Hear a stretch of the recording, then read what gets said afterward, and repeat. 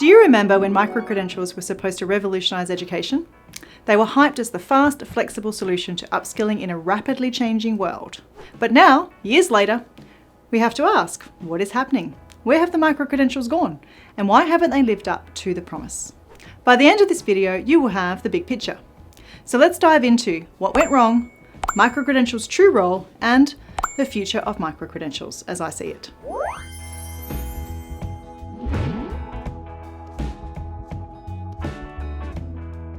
Hi, Bianca Raby here, CEO of OPPIDA, a digital education agency responsible for building over 200 online programs and courses. Excited to dive into this topic with you, but first I have to ask you to do myself and my team a favour. We are at nearly 3,000 subscribers, but we know there are more of you watching this channel. So if you enjoyed this video, please drop us a like. Even better, if this isn't the first video that you've watched, then subscribe would be amazing. It really does help make this all possible. So, back in 2020, I posted a video discussing the microlearning trend, also known as microcredentials. I talked about how they were supposed to be the solution to the rapid upskilling, especially in an era where technology keeps evolving at breakneck speeds. The promise was straightforward. Short, affordable courses to help people skill up quickly, and it sounds great, right? Back then, the excitement was real, but now we've yet to see any evidence, formal or anecdotal, that these microcredentials have truly delivered on that promise. What's more frustrating? The Australian government's microcredential pilot in higher education won't release any evaluation data until 2025.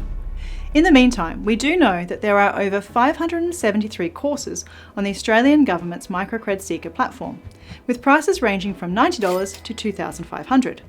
But here's the kicker. We still haven't nailed down what micro actually means in microcredential. For example, take this.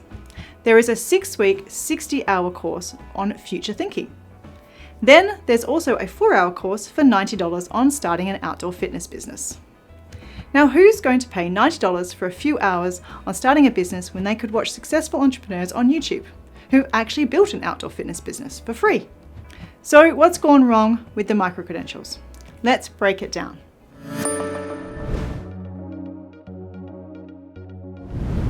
Number 1, universities were already offering short courses. Universities have been offering short targeted programs like graduate certificates and diplomas for years. So when microcredentials came in, they weren't actually that groundbreaking. Graduate diplomas have long served this purpose, and microcredentials haven't shown enough differentiation to make a strong case on their own. Number 2, too much flexibility, not enough direction. Microcredentials often lack depth, and for many people they became try before you buy experiments without a clear path to skill mastery. Imagine taking an intro course on coding only to find yourself lost in a maze of random options with no progression plan. For most, it's unclear how to go from a microcredential to a real advanced skill. Number 3, inflexible university structures. One major roadblock to microcredential success is that universities are often stuck in traditional enrolment and fee structures, unable to adapt to the streamlined, flexible nature that microcredentials require. Instead of quick, rolling admissions and flexible start dates, universities typically adhere to a set process.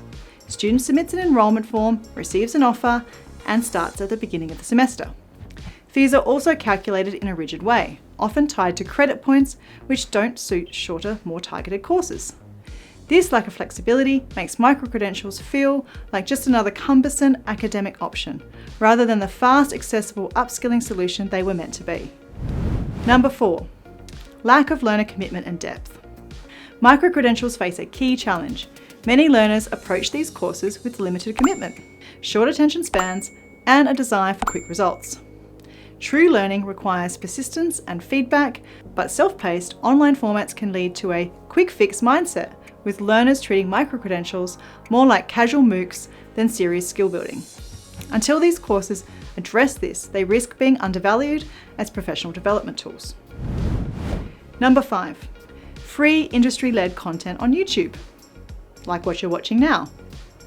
Let's be real, platforms like YouTube have exploded with free, high-quality industry content.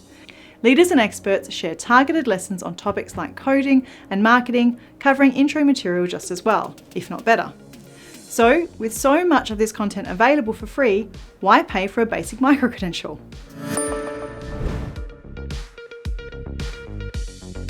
Despite their shortcomings, microcredentials aren't completely useless.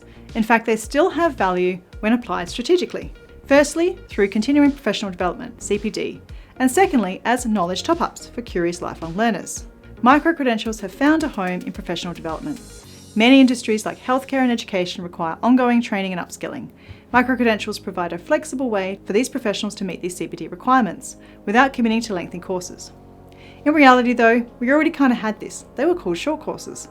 And it is true that some microcredentials have proven to be valuable for lifelong learners who want to expand their knowledge in niche areas like ethics or history. But again, we had this already, short courses and MOOCs. So they may not be the career-changing tool we imagined, but they can provide people with the ability to explore new interests, often without the pressure of exams or long-term commitment. Honestly, the ultimate microcredential already exists. It's called an undergraduate degree. But to make these degrees more practical and accessible, universities need to streamline the experience, drop unnecessary electives and Common Core units that bulk up the first year, reduce redundant assessments, and shift to program-level assessments instead. Just some ideas. Imagine if the final year were an apprenticeship, putting the student into real-world roles and cutting both time and cost of a degree in half. Students could enter the workforce faster, reducing stress, debt, and the temptation to misuse AI tools due to overassessment and fear of failure. Imagine. It really is time to reimagine higher education as a lean, focused path to career readiness.